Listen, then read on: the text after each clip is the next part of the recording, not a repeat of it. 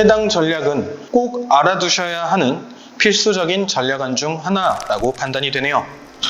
안녕하세요. 에이마이 프로 서상철 변리사입니다. 상표권, 트레이드 마크, 여러분들께 익숙한 단어이지만 실제로 상표권이 어떤 지식재산권의 권리인지에 대해서는 많이들 혼동이 있으실 것이고 정확한 개념을 모르시는 분들도 많으실 겁니다.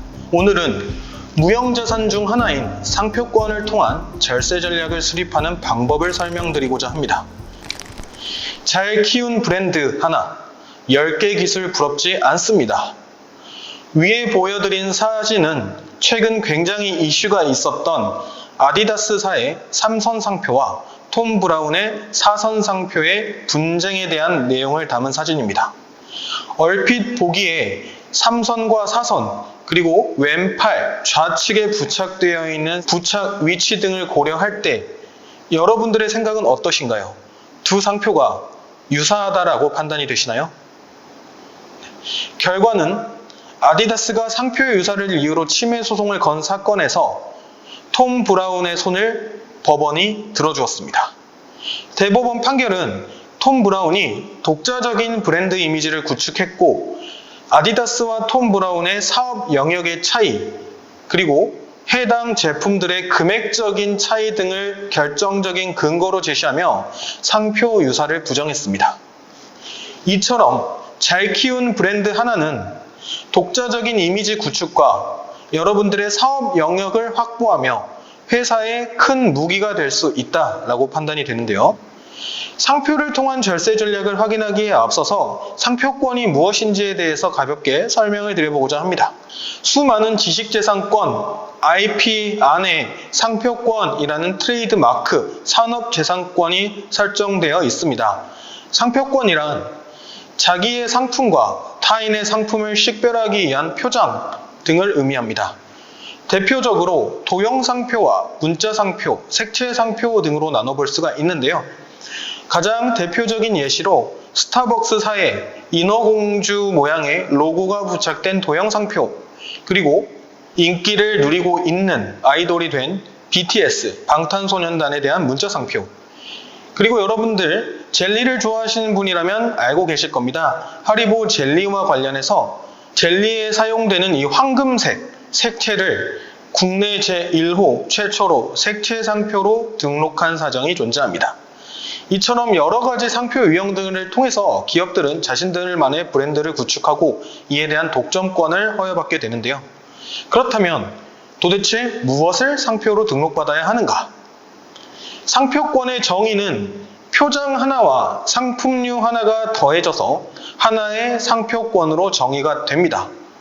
즉, 내가 쿠팡을 티셔츠에 상표 등록하는 것과 운송업 배달업에 상표 등록을 하는 것은 티셔츠와 운송업의 전혀 다른 상품류로 두 개의 상표권이 형성되는 것이죠. 돌려 말하자면 하나의 기업에서 수많은 브랜드, 즉 상품류를 달리하여 수많은 상표권이 쏟아져 나올 수 있다는 것입니다.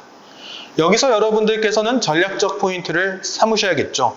기술과는 다르게 브랜드의 경우 수십 개, 수백 개의 상표 출원 및 등록이 가능하다라는 점을요.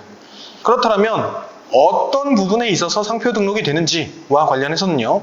보통 회사의 명칭, 회사의 주력 명칭, 주력 제품 명칭 등에 해당하는 대상들이 상표의 대상이 되는 것이고요. 이러한 부분들은 전문가에 해당하는 변리사와의 자세한 상담 등을 통해 최종적으로 결정하시면 되는 부분입니다.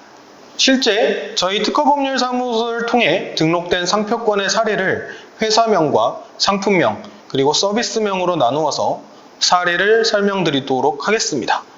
음악학원, 호텔업, 카페업, 치과업, 그리고 전국적으로 유명세를 누렸던 탕후루 전문점, 그리고 요식업 등 해당 회사의 명칭과 관련해서 다양한 상표 출원 및 등록이 이루어졌고요.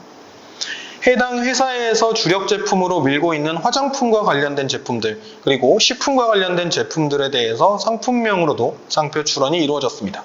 또한 맥주와 함께 달리기를 진행할 수 있는 신종 서비스, 그리고 음악, 공연, 예술업 등의 신종 서비스업 등과 관련해서도 다수의 상표가 출원되고 등록됨을 확인할 수가 있습니다. 상표를 통한 실제 수익화 사례는 다음과 같습니다. 자신이 독점 배타적으로 상표권을 활용할 수 있음과 동시에 상표권 양도를 통해서 실제로 수익한 사례들을 심심치 않게 찾아볼 수가 있는데요.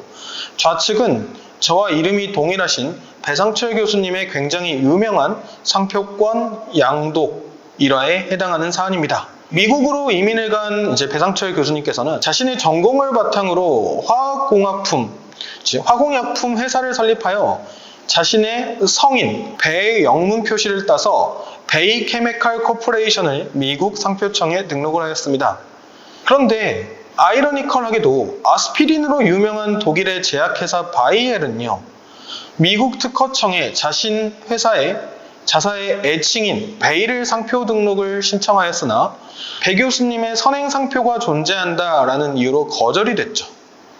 하지만 독일의 제약회사는 전 세계적으로 통일화된 이름으로 불리길 원했던 것이죠.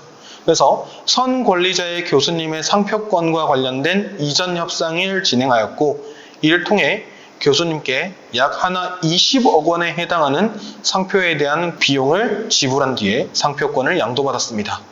즉, 상표권의 권리 이전을 통해 수익화가 이루어진 대표적인 사례로서 실제로 상표권이 거래되기도 하고, 그러한 상표권을 필요로 하는 기업에게는 큰 대가가 발생할 수 있다는 점, 비록 배 교수님께서 사업을 본격적으로 시작하지 않았음에도 불구하고 전 세계적으로 유명한 독일의 제약회사와 명칭이 유사하다는 이유만으로 하나 20억 원에 가까운 금액으로 상표권을 양도했던 사안은 상표권 이전과 관련해서 모범 사례가 될 수 있는 사안이라고 생각이 됩니다.